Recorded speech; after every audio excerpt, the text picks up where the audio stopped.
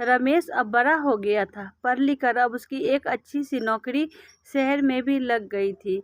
कुछ दिनों के बाद उसके माँ बाप ने उसकी शादी एक सुंदर और सुशील लड़की से करा दिया, जो वह भी नौकरी करती थी। अब रमेश और पत्नी दोनों जॉब करते हुए एक शहर में बस गए।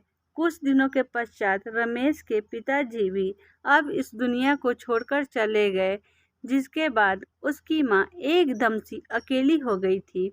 जिसके बाद कुछ दिनों के बाद रमेश अपनी माँ को अपने साथ शहर ले आया।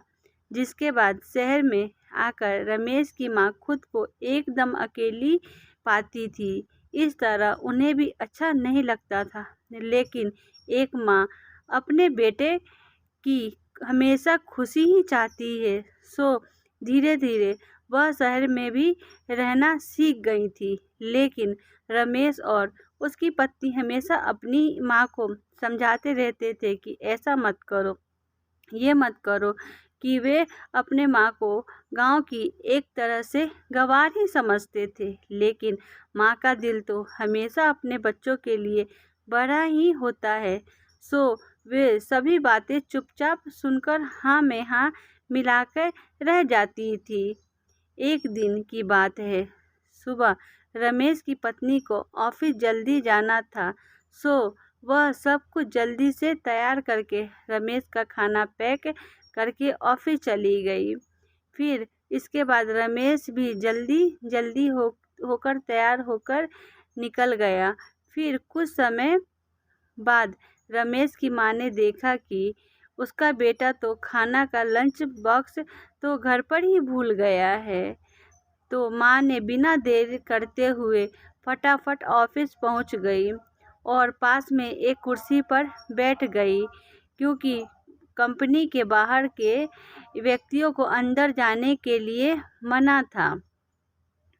सो फिर बेटे को दिक्कत ना हो इसलिए फ़ोन न करके मैसेज किया। लेकिन रमेश अपने काम में बिजी था, सो माँ के मैसेज पर ज़्यादा ध्यान ना दिया।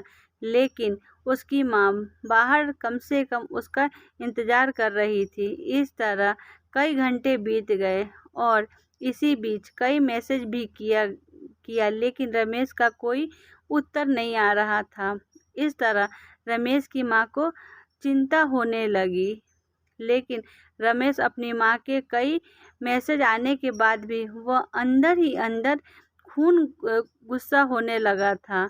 आज तो उसने तय कर लिया था कि आज घर जाकर माँ को खूब अच्छे तरह से समझा देगा कि यह उनका गांव नहीं है जो कुछ भी मनमानी करती रहेंगी। इस तरह शाम हो गई। अब रमेश घर जाने के लिए कंपनी से बाहर निकला तो उसकी माँ तो वहीं खड़ी है, जिसे देखकर उसका गुस्सा अब सातवें आसमान पर था और बिना कुछ पूछे ही अपनी माँ को डांट फटकार लगाने लगा कि पहले तब घर में खाली बैठे बैठे मैसेज से ही परेशान करती रहती हैं, अब तो उसके कंपनी में भी आ गई हैं। आखिर उनका यह गांव नहीं जो मनमानी करती रहेंगी।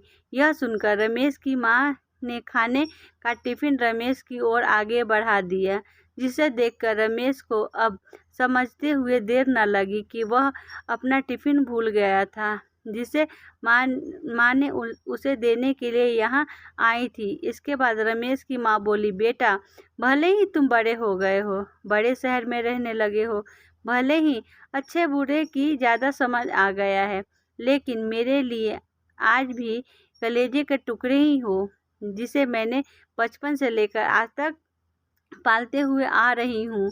रमेश की अब आंखें खुल चुकी थी कि आखिर उसकी माँ परवाह करते हुए खाना लेकर आई थी, जिसे वह बिना सोचे समझे अपनी माँ को ही डांटे जा रहा था। अब वह अपने किए हुए पर बहुत पछतावा हो रहा था, जिसे देखकर माँ ने उसे एक बार फिर से अपने गले लगा लिया। और इस तरह रमेश अब आगे से खुद को माँ के लिए बदल लिया था। अब उसकी पहले से ज़्यादा अच्छे से देखभाल करने लगा था, जिसके बाद माँ को अब शहर में भी अच्छा लगने लगा था, क्योंकि अब उसका बेटा फिर से उसे मिल गया था। दोस्तों, अगर मेरी यह कहानी आपको अच्छी लगी हो तो लाइक करें और चैनल को सब्सक्राइब करें, कमेंट करके हमें बताएं।